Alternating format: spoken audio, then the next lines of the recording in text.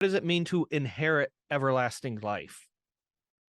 Now, let's make sure we see the next verse. Good point. But many who are first will be last, and the last first. Mm-hmm. So here is Jesus speaking, and he's talking about inheriting eternal life.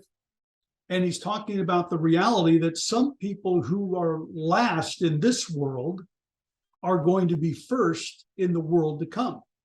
And those who are first in this world, the Pharisees, are going to be last in the world to come. Mm-hmm. So the question becomes, what does it mean that you inherit eternal life? I thought you become a Christian by faith alone, and that's it.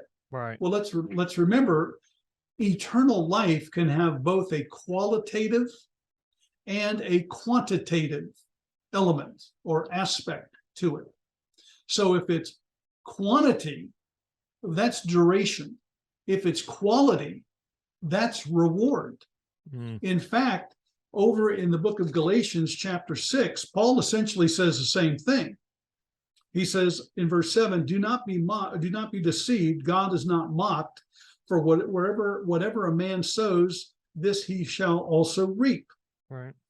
For the one who sows to his own flesh shall from the flesh reap corruption, but the one who sows to the Spirit shall from the Spirit reap eternal life.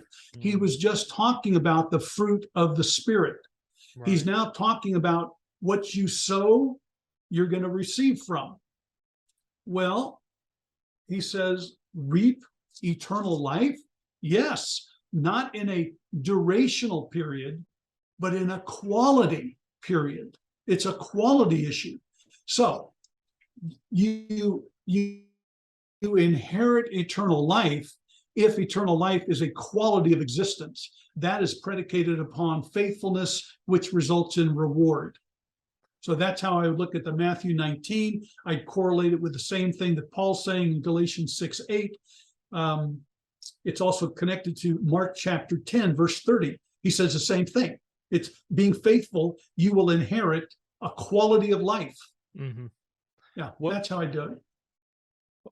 Would it make sense then, because like in John chapter 3, John 3:16, for God loved the world, he gave his only begotten son, that whosoever believes in him shall not perish, but have everlasting life.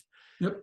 Would it be safe to say that the references to present tense eternal life have to do with positional sanctification or justification, and the passages that speak of getting shall have, like in Matthew 19:29, shall inherit a future aspect, that's talking about the qualitative or the quantitative, if you will?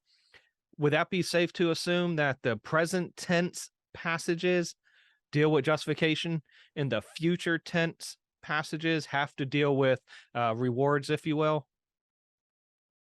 Off the top, I would say, in theory, I imagine that's true. Uh-huh. I cannot cite every verse and the Greek grammatical construction to prove that. Right. If Dr. Anderson was here, he could probably do that in his head like that.